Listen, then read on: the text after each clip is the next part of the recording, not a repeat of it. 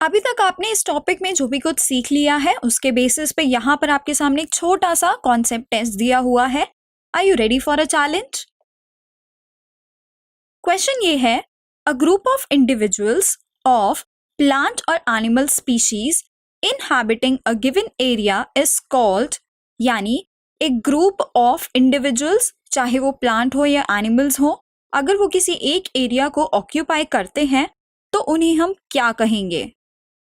पहला ऑप्शन आपके सामने दिया है biome, option B population, option C ecosystem या फिर ऑप्शन डी कम्युनिटी। हम यहाँ पर वीडियो को थोड़ी देर के लिए पॉज कर देते हैं, तब तक सभी बच्चे इस सवाल को अच्छे से रीड कर लें, इसके ऑप्शंस को भी समझ लें और आपको जो भी सही जवाब लगता है उसे आप अपनी नोटबुक में नोट कर लें। तो जो सही जवाब है वो है ऑप्शन बी, यानी कि पॉपुलेशन। तो पॉपुलेशन एक ग्रुप ऑफ इंडिविजुअल्स होता है जो किसी भी एक जगह में रहते हैं।